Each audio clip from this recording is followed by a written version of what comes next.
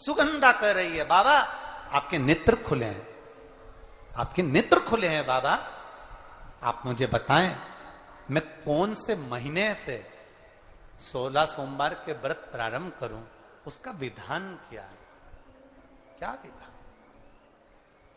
कहा भगवान वर्णन करे। ऋषियों ने कहा सुनो सुगंधा,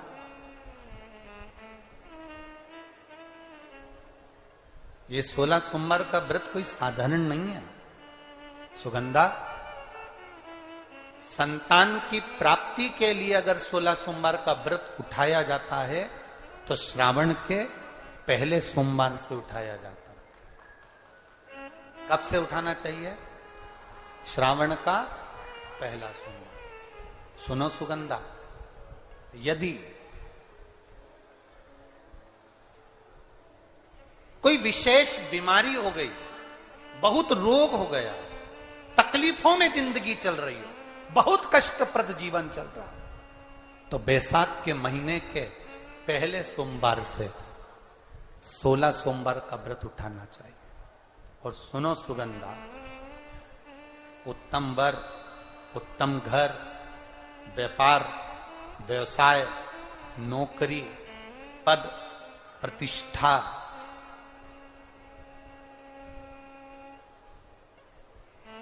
के लिए अगर हमें व्रत करना है तो मार्गशीर्ष मास का पहला सोमवार से इस व्रत को प्रारंभ कर देना चाहिए।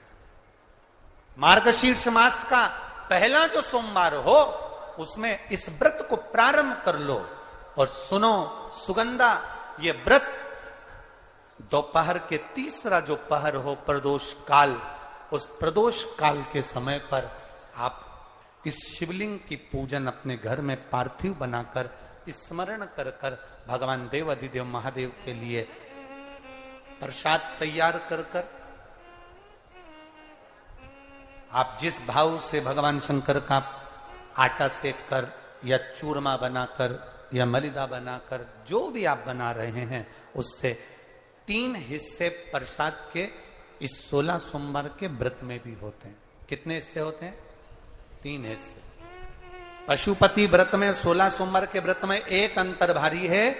पशुपति व्रत में 2 हिस्से मंदिर में रह जाते हैं, एक हिस्सा अपने साथ आता है और स्वयं को खाना पड़ता है।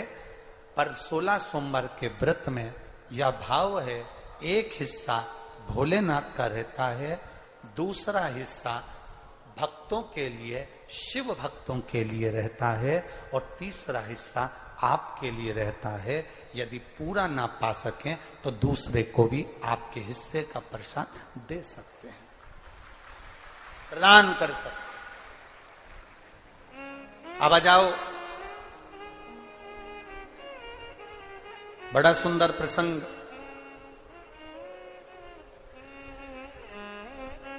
नरसिंह पुराण का आता, एक बड़ा सुंदर प्रसंग आया।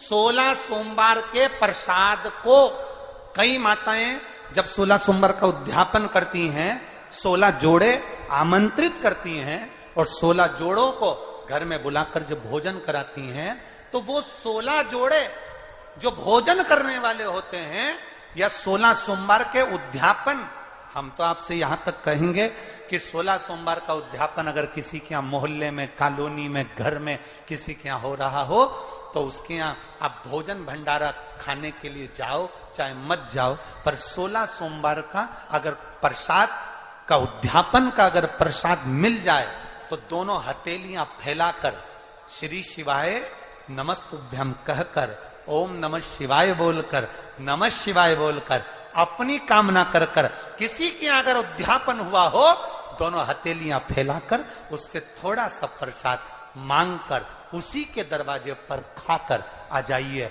आपकी जिंदगी को सुख का अनुभव हो जाएगा। तो कोई पूछे ये कथा कहां से ली, तो आप बता देना नरसिंह पुराण में यह वर्णन आता है। कौन से पुराण में है? नरसिंह पुराण में वर्णन आया कि एक बहुरोमा नाम का एक दैत्य था, एक असुर बहुरोमा।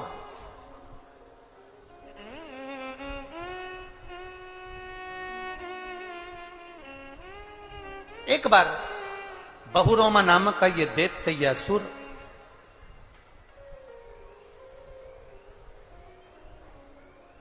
मार्ग से निकल कर जा रहा था और किसी एक ऋषिवर ने, एक गुरु ने, एक संत ने उस बहुरोमा दैत्य को देखा। नरसिंह पुराण का चरित्र।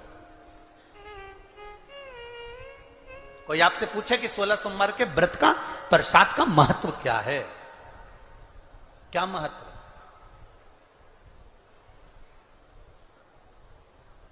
बहुत ध्यान देना, यहां पे माताएं पशुपति व्रत करती हैं।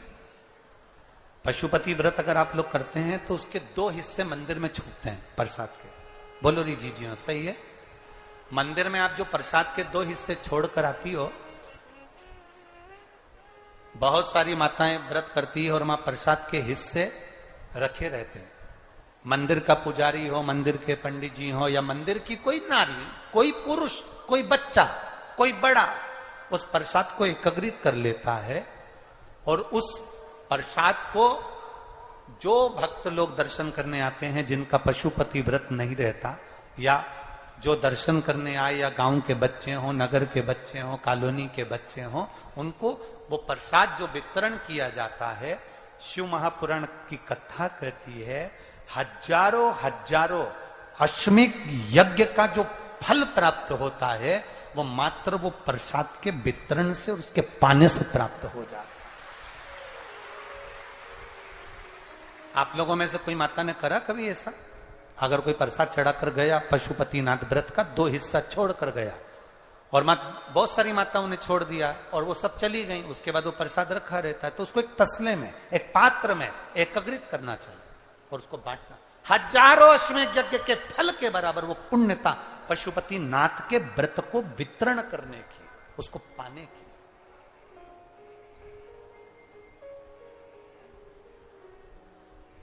बच्चों को पढ़ने का बोलते हो, बच्चों को याद करने का बोलते हो, बच्चों को विद्याध्ययन का बोलते हो, बच्चों को काम करने का बोलते हो, तो महीने में एक बार बच्चों को पार्थिव शिवलिंग बनाने का भी बोलो कि जा गमले में से मिट्टी लेकर आ, थाली ले और उसमें बैठ के पार्थिव शिवलिंग बना।